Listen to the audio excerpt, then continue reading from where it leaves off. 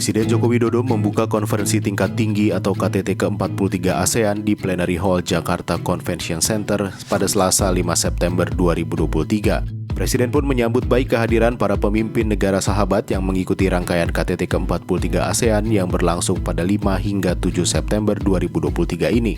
Dalam kesempatan ini, Presiden Joko Widodo meluncurkan Pusat Koordinasi ASEAN untuk Pengendalian Pencemaran Asap Lintas Batas atau ASEAN Coordinating Center for Transboundary Haze Pollution Control.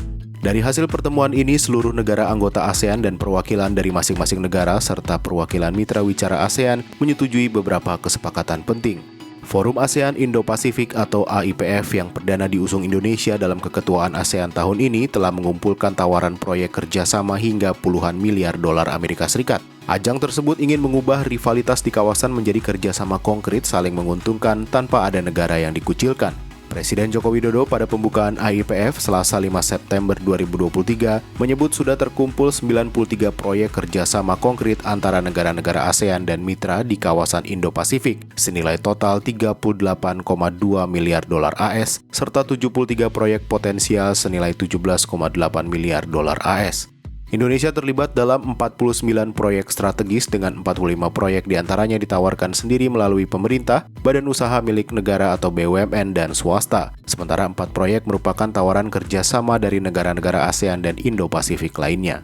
Dalam KTT ke-11 ASEAN AS pada Rabu 6 September, Presiden Joko Widodo mengajak Amerika Serikat untuk menjadi kekuatan positif dalam mewujudkan Indo-Pasifik yang damai, stabil, dan sejahtera. Hal ini bisa dituangkan dalam kerjasama yang konkret dan inklusif.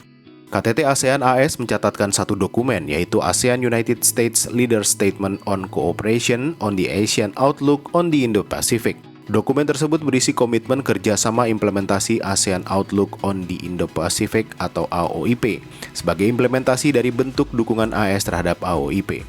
Selain itu, ASEAN dan AS juga sepakat mendirikan ASEAN US Center di Washington DC untuk mempererat hubungan. KTT ASEAN Kanada yang digelar di Ruang Cendrawasih 3 Jakarta Convention Center Rabu 6 September menghasilkan 2 kesepakatan kerjasama. Pertama, ASEAN dan Kanada secara resmi membentuk ASEAN-Kanada Strategic Partnership melalui pengesahan dokumen Joint Leader Statement on ASEAN-Kanada Strategic Partnership. Kedua, pertemuan tersebut juga mengadopsi dokumen ASEAN-Kanada Joint Leader Statement on Strengthening Food Security and Nutrition in Response to Crisis. Menteri Luar Negeri Retno Marsudi juga menuturkan bahwa dalam pertemuan tersebut, Perdana Menteri Kanada Justin Trudeau menyampaikan kenaikan persentase perdagangan antara ASEAN dengan Kanada sebesar 29%. Sementara itu, KTT ASEAN Cina yang digelar pada Rabu 6 September menghasilkan beberapa kesepakatan kerjasama di berbagai sektor yang tertuang dalam 6 dokumen, diantaranya ASEAN-China Joint Statement on Mutually Beneficial Cooperation on AOIP. Ini berisi kesepakatan untuk mendorong kerjasama konkret implementasi AOIP antara lain di bidang maritim, transisi energi, infrastruktur, smart cities, e-commerce, dan UMKM. ASEAN-China Joint Statement on Deepening Agricultural Cooperation berupa kesepakatan kerjasama di bidang pertanian sebagai new growth engine untuk membangun ketahanan pangan. 4 dokumen lainnya juga dicatat dalam pertemuan ASEAN-China, yaitu ASEAN-China Action Plan on Green Agricultural Development.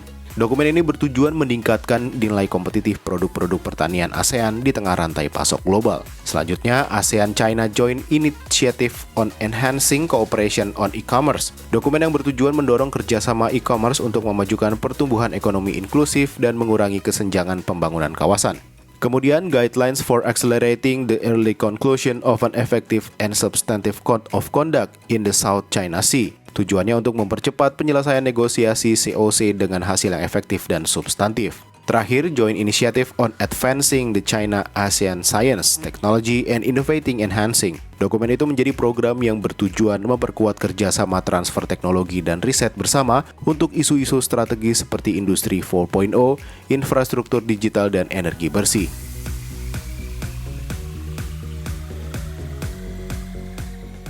Pertemuan penting lainnya adalah KTT ASEAN Plus 3 yang digelar pada Rabu 6 September. KTT ASEAN Plus 3 merupakan forum dialog ASEAN dengan 3 negara mitra wicara yakni China, Jepang, dan Korea Selatan.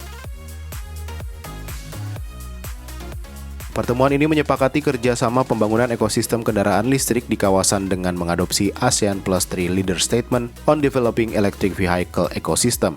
Selain itu, KTT ASEAN Plus 3 juga mencatat 3 dokumen. Pertama, Progress Report on the Implementation of the ASEAN Plus 3 Cooperation Work Plan 2023-2027. Kedua, Network of East Asian Think Tanks atau NEAT Memorandum No. 20. Dokumen ini berisi rekomendasi dari para think tank untuk memperkuat kerjasama APT ke depan. Ketiga, Policy Note on Regional Economic Surveillance and Cooperation yang merupakan nota kebijakan mengenai pengawasan perkembangan kerjasama dan pertumbuhan ekonomi di Asia Timur yang disiapkan oleh ASEAN Plus 3 Macroeconomic Research Office. Presiden Joko Widodo menutup rangkaian KTT ke-43 ASEAN pada Kamis 7 September 2023 sore dengan beberapa kesepakatan. Dalam sambutan penutupannya, Presiden menegaskan bahwa ASEAN merupakan kawasan yang stabil dan damai. Presiden Joko Widodo kemudian menyerahkan keketuaan ASEAN 2024 pada Perdana Menteri Laos Sonexay Siphandone.